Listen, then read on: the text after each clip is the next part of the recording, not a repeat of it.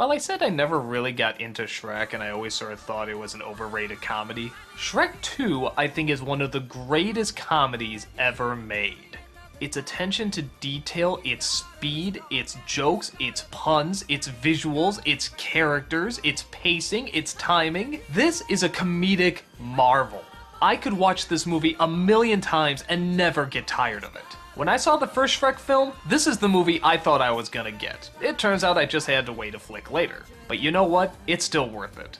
The story? Shrek and Fiona are now both ogres. Yeah, kind of spoiler from the last film. Who are now off to visit her parents in order to get their blessing. The parents are of course shocked that Fiona is now and permanently an ogre, and that, on top of that, she married an ogre. The king especially is not pleased with this, so he hires a hitman to go after him.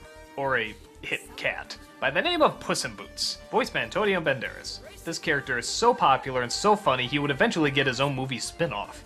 We also find out there's a subplot going on with an evil fairy godmother, and a prince named Prince Charming, who want to seize control by having Fiona marry him instead of Shrek. But Shrek just wants to make his bride happy and decides to take a potion to turn him human, thinking it will not only get the blessing of her parents, but also her love in return. Okay, here's a perfect example of why I love this movie. When at their house, Shrek looks outside and sees a bunch of guards waiting. All they have to do is play these royal horns and the guy has to read his message. But instead, they do this.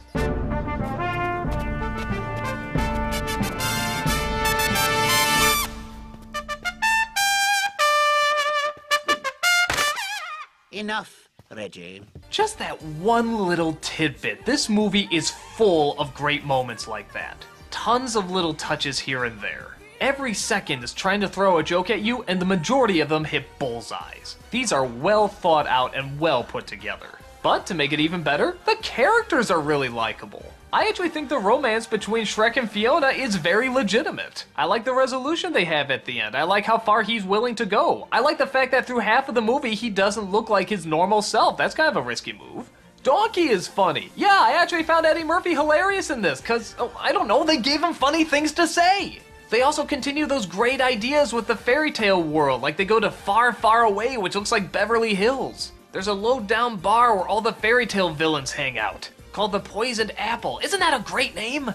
The villain is a great villain, and her plan is really pretty diabolical. The climax is one of my favorites, with a little bit of a wink to Ghostbusters and one hell of a great song number. This is one of those scenes where I was invested, excited, and laughing the whole time. I've talked about it before in the past. I don't even know what else to say about it. It's just so good. And if you really get angry at me for not thinking Shrek is one of the best comedies of all time, take some comfort in that I think the sequel is. It had great heart, it had great comedy, it had a great story, it had great characters, it had great animation. It's just great.